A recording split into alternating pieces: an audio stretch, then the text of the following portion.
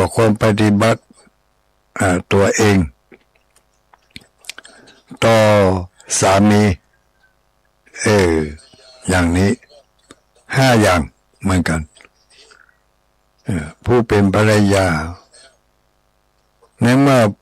ปุ่มมอบความเป็นใหญ่ภายในบ้านให้แล้วก็1จัดการงานให้ดีจัดการงานภายในบ้านให้ดีให้เรียบร้อยดูงามสะอาดสะอ้านเป็นระเบียบถ้วยโถโอจามเสื้อผ้าอาภรณ์บริเวณบ้านบริเวณสถานที่ห้องครอบห้องครัวห้องนอนห้องรับแขกต้องสะอาดดูดีอย่างนี้เรียกว่าจัดการงานดีเป็นหน้าที่ของภรรยาที่จะอนุเคราะห์สามีด้วยสถาน5 ประการจัดการงานดีข้อที่1สงเคราะห์คนข้างเคียงของสามีเวลาขึ้นสู่ลงหาไปพบไปปะกันทักทายปราศัยคนข้างเคียงของสามีไม่ว่าจะเป็นญาติก็ดีเป็นมิตรเป็นสหายก็ดีไม่ใช่ว่าพอหันพอหันคนของสามีทำหน้าบุตรหน้าบึ้งสวุดสวัดบ่พออกบ่พอใจอย่างนี้ผิดหน้าที่แล้วเทวดาบ่คุ้มครองคนประเภทนี้ไม่ประพฤติล่วงใจสามีด้วยประการทั้งปวงบอกว่าทางตรงและทางอ้อมบ่ประพฤติล่วงใจนอกใจบ่ประพฤตินอกใจมีความเคารพยำเกรงมีหิริความละอายแก่ใจมีโอตตัปปะความเกรงกลัวต่อผลของบาปที่ตัวเองกำลังจะทำอยู่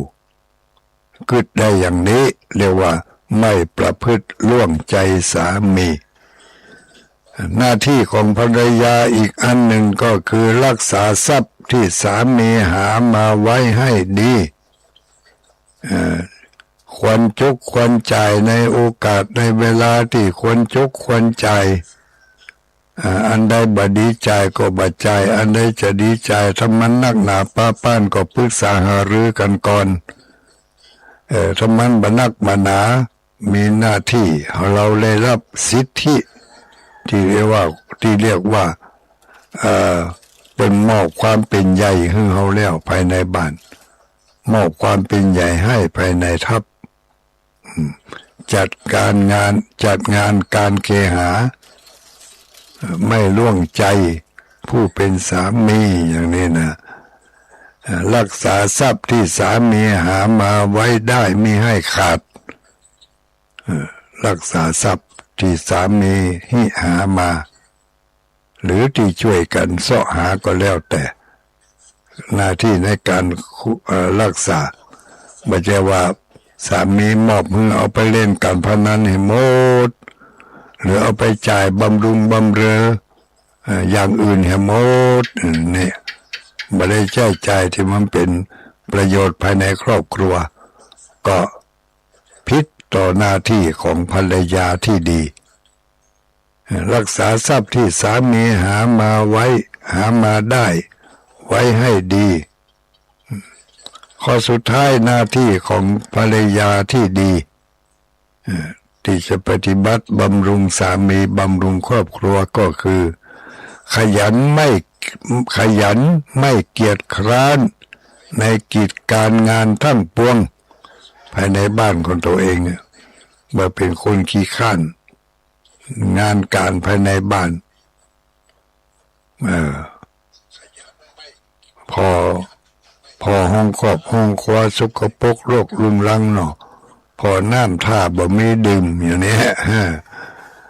เสื้อผ้าบ่ซักบ่สีตารางกลางควงบ่ปัดบ่กวาดซักเตื้อพอขึ้นไปบนเฮือนมีกระเยี่ยยักใหญ่ พอไปในห้องครัวอันใดบ่เป็นอันใดศูนย์อะศูนย์อ่านจะเอาอันนั้นมาใส่น้ำพริกจะเอามาใส่ตำอาจจะตำน้ำพริกไปคว้าไปเปียมาเจอใส่ขี้แมวก็มี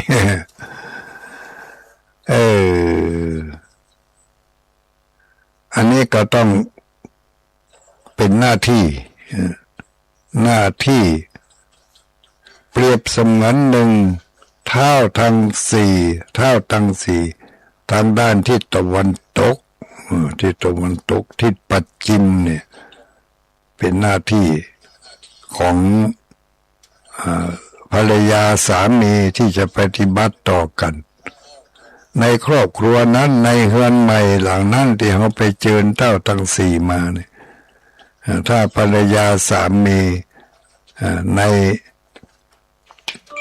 ในบ้านหลังนั้นบ่ได้ปฏิบัติหน้าที่ของตนเทวบุตรเทวดาที่มาอยู่ตัวก็อยู่บ่ได้เพราะว่าเทวดาเนี่ยบ่ชอบความชั่วบ่ชอบการปฏิบัติที่ผิดกฎผิดระเบียบเทวดาจะต้องคุ้มครองรักษาผู้ที่ยะดีทำดีอย่างกับ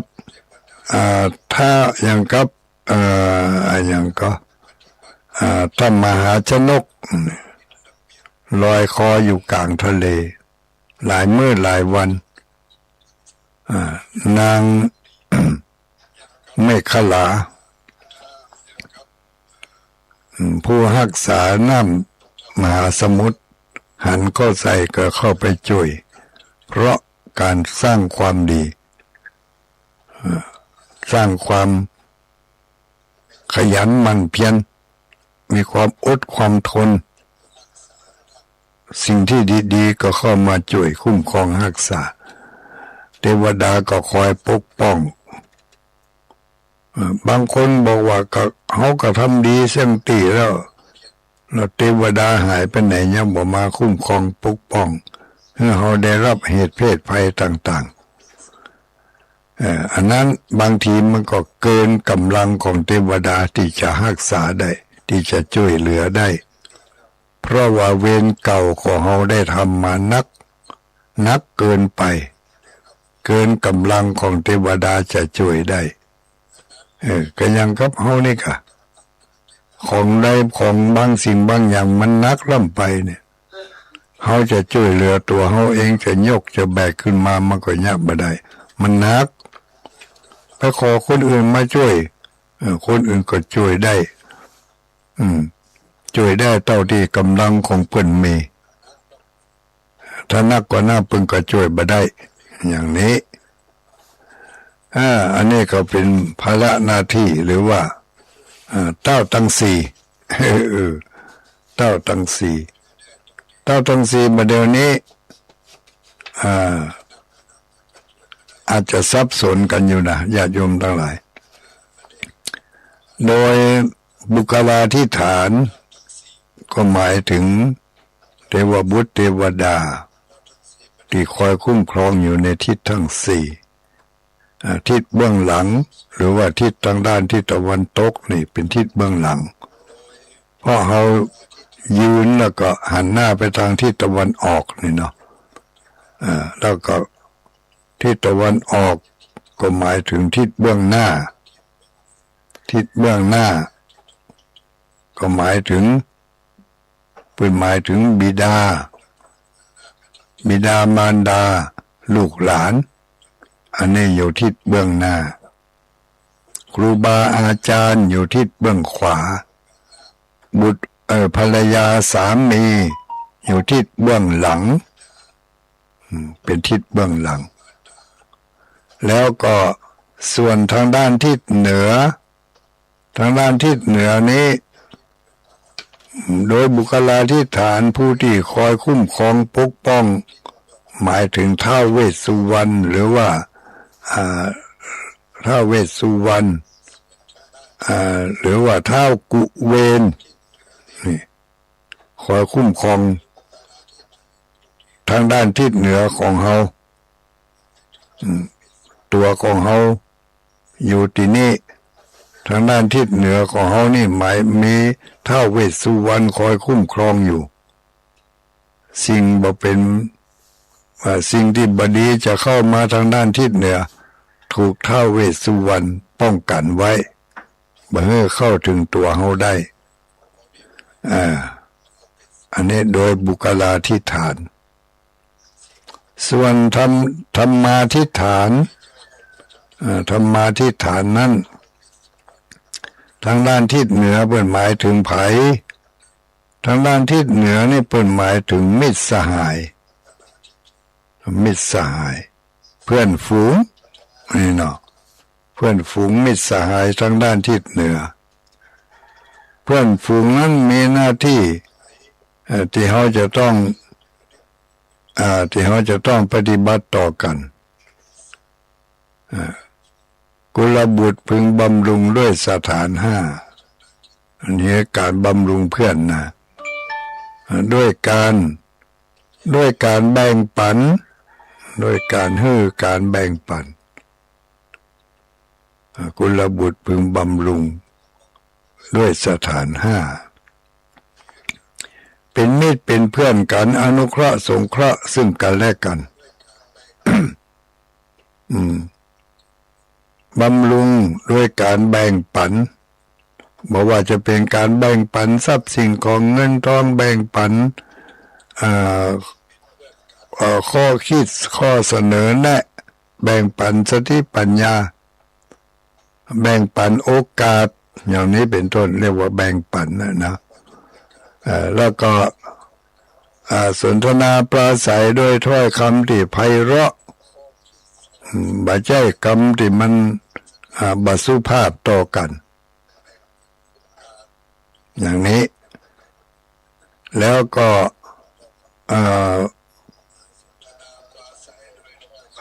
มีการปฏิบัติต่อเพื่อนฝูงด้วยการประพฤติแต่สิ่งที่ดีมีประโยชน์สิ่งใดที่มันบ่ดีที่มันบ่มีประโยชน์ก็บอกให้ละบอกให้เว้นบอกให้ระมัดระวังอย่างนี้เป็นต้นข้อต่อไปมิตรสหายที่จะปฏิบัติต่อกันก็ด้วยกันเป็นคนที่มีการวางเนื้อวางตัวเป็นคนสม่ำเสมอต้นเสมอปลายสื่อสัตย์สุจริตข้อแนะนำเสนออะไรอย่างต่างๆเคยหวังดีต่อกันมาอย่างใดก็หวังดีต่อกันตลอดไปโดยข้อที่ห้าก็คือด้วยการบักแกล้งกล่าวให้คลาดเคลื่อนจากความเป็นจริงไม่ว่าจะเป็นการโกหกหมดเท็จตลอดจนถึงการตลอดจนถึงการหลอกลวงเนาะให้คลาดเคลื่อนจากความเป็นจริงเพื่อนของเฮาเมื่อได้รับการอนุเคราะห์สงเคราะห์อย่างนี้แล้วเขาก็อนุเคราะห์สงเคราะห์ตอบแทนเพื่อนโดยการรักษาเพื่อนผู้ประมาทคอยตักเตือนบอกกล่าวคอยป้องกันอย่างในสมัยนี้ยุคนี้มิจฉาชีพมันนักหันว่าเพื่อนของเขาจะโต้ล่มทุกจมไปกับมิจฉาชีพเขายังมีสติขึ้นได้ก็ตักเตือนบอกกล่าวกันอันนั้นมันมิจฉาชีพเน้ออันนั้นมันบดีเน้อเนี่ยในสภาวะอากาศอย่างนี้มันร้อนนะต้องระมัดระวังตัวให้ดีอย่าไปประมาทก็จะเน้อมันกินน้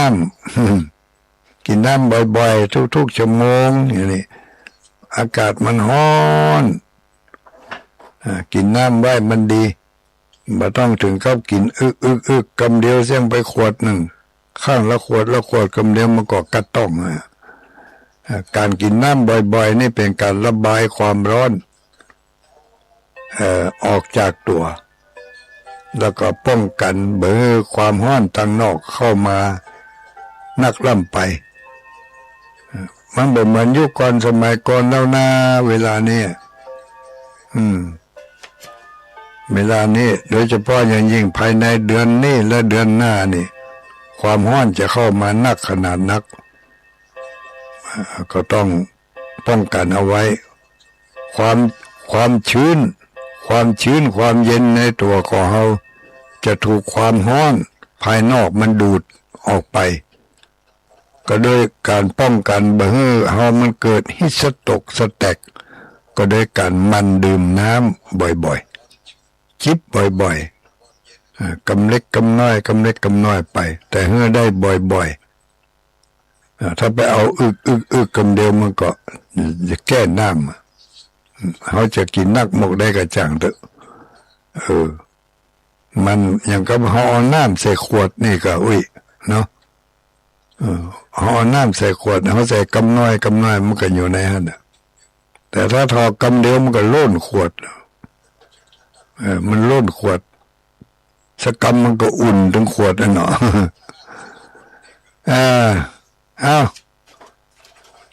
เพื่อนต่อเพื่อนควรจะแนะนำควรจะทำอย่างไรต่อกันข้อที่หนึ่งรักษาเพื่อนผู้ประมาทแล้วข้อที่สองรักษาทรัพย์สมบัติของเพื่อนผู้ประมาทแล้วข้อที่สามเมื่อมีภัยมาถึงเพื่อนเอาเป็นที่จั่งที่พึ่งได้ข้อที่สี่บ่ละทิ้งเพื่อนในยามวิบัติข้อที่ห้านับถือเพื่อนตลอดถึงวงศาญาติมิตรของเพื่อนอันนี้เรียกว่าการปฏิบัติต่อเพื่อนต่อฝูงเพื่อนฝูงนี่เปรียบเสมือนหนึ่งผู้ที่อยู่ในทิศอุดรก็คือทิศเหนือเนาะทิศเหนือของเขาก็คืออุดรวันนี้หมดเวลาเว้ยยังบ่ทันยังบ่ได้ประชาสัมพันธ์ข่าวต่างๆฟังจากทุกเจ้าตนอื่นมานักเนาะสำหรับอาตมาภาพทุลุงดอยบริหารเวลามาจบแล้ว1 ชั่วโมงก็ขอนำรายการนี้คืนให้กับทางสถานีขอความสุขความเจริญจงมีแก่ท่านทั้งหลายทุกผู้ทุกคนเนอจัตตารโอธรรมาวัฏันติอายุวันโนสุขังพลัง